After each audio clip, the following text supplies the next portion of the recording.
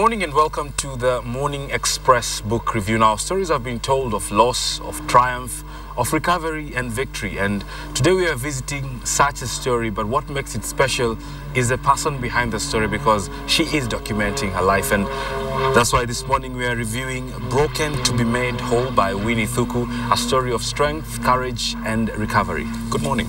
Good morning, Bonnie.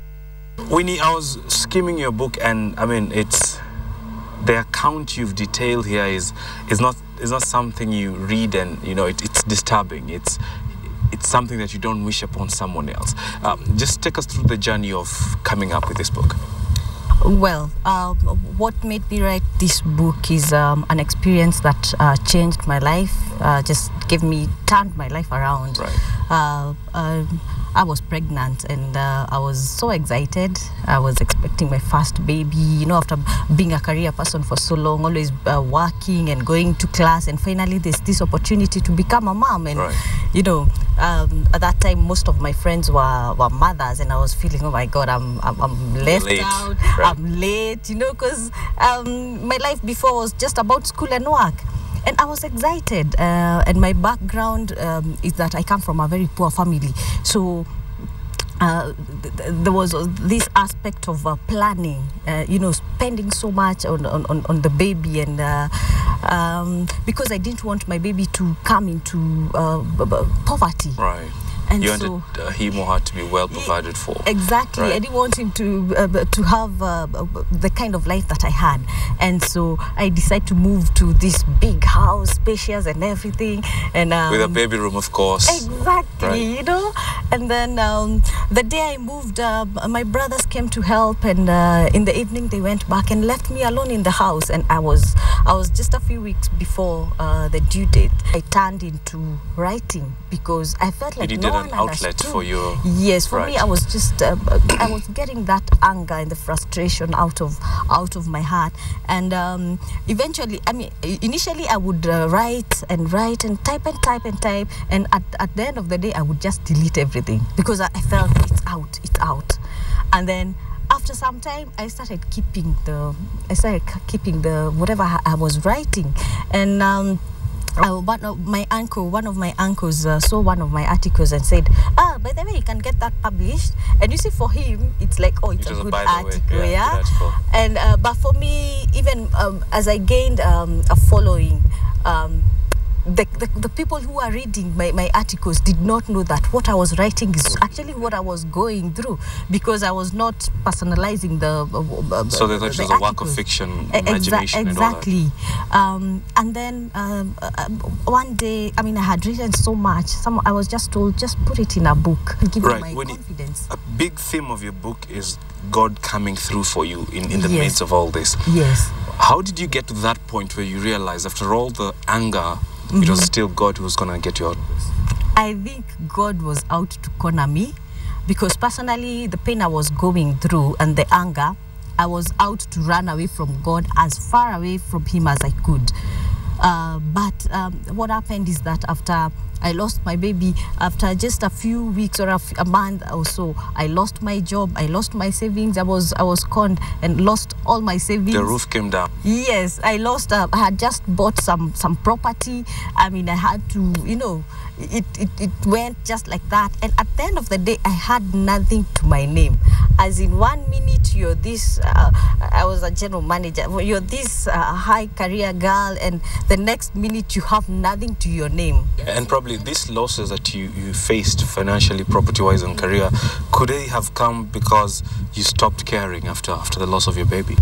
Yes, it could have been that, because the way I was conned is because someone who had someone in hospital approached me and said, this our dad is sick, dying, all that, he needs medication and he can't be released. If he doesn't get the medication, he's going to die.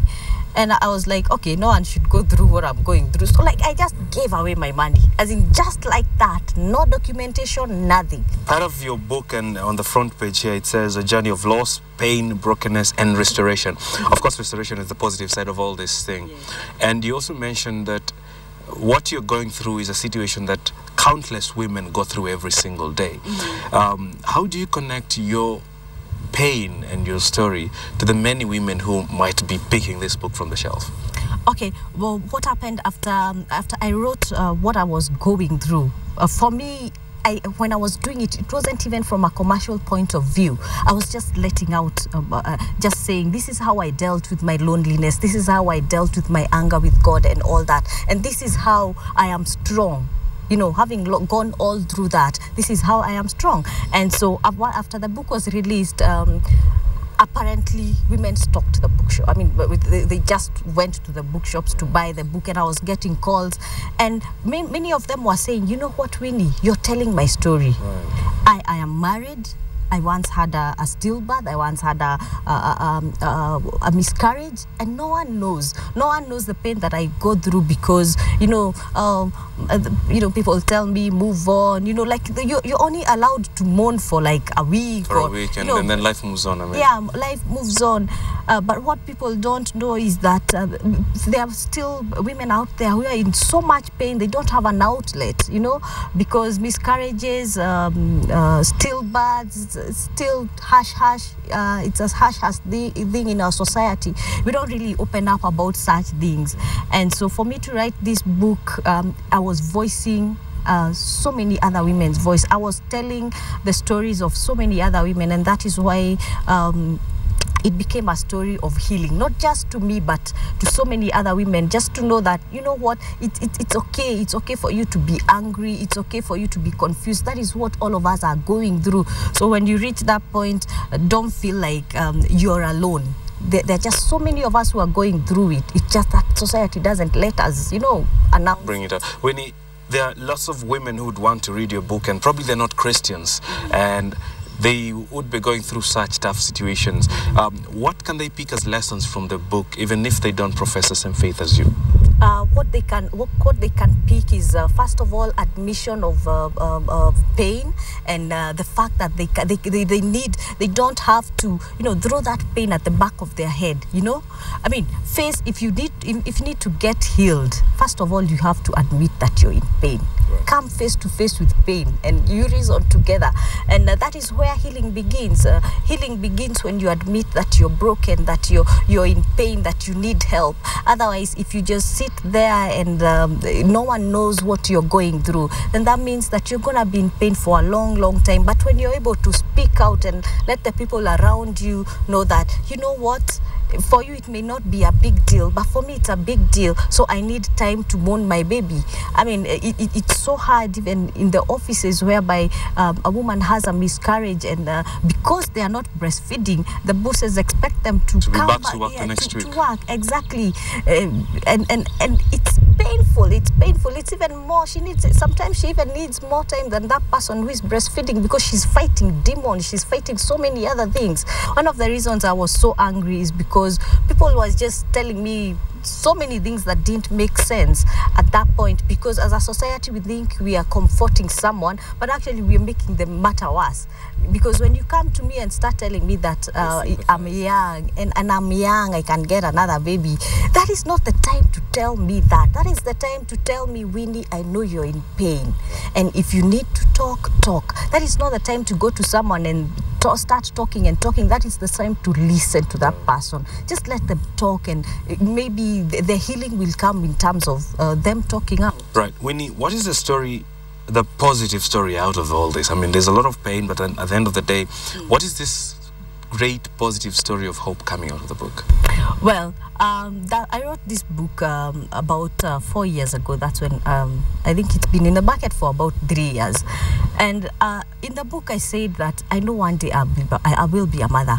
That night, that day when I was leaving the hospital, even my mother was in a lot of pain, because of course she had been told that we don't know if her uterus will ever be able to carry a baby to full term, and she was broken. She was like, this is my girl, I want her to have babies, I want to become the grandmother to her babies. And so there was so much brokenness, which at that time I didn't really care about having other babies, but of course with time you know, God works in miraculous ways, and the same uterus that was said could not hold a baby. Right now I'm a mother, and my son is 1 year and 3 months, and so it's a story of hope that you know, there's someone who can pick up those broken pieces of your life that you look at and you're like, you know, will I ever be made whole? Is there someone who can, you know, you're just looking for some light, and at the end of the day, there's someone who can pick those pieces and make you whole again. So it's a story of restoration, hope, and just being made whole after going through so much brokenness. Amazing. You have a copy of Broken to be Made Whole in your hand. I'd like you to pick your favorite part of that book and just read it to us right now. Wow, my favorite part. It doesn't have to be a whole chapter. It could be 2 lines or one. Actually, it is a Bible verse. All right. You will be amazed. All right, let's go to church. Where is it? It's in the book of. It's a Bible verse it's found in the book of Luke 22. This is verse 31 to 32. It says, Simon, Simon, Satan has asked to sift you as wheat, but I have prayed for you, Simon, that your faith may not fail. And when you have turned back, strengthen your brothers. You know, emphasis on, and when you have turned back, strengthen your brothers. And for me, this is it's such an avenue to just encourage women. And I just like to tell people, you know, you don't have to keep your story to yourself, because you could tell your story, and that story can turn out to be a resource for healing so many other people. It's true that we don't heal people with our books or anything, or with our testimonies.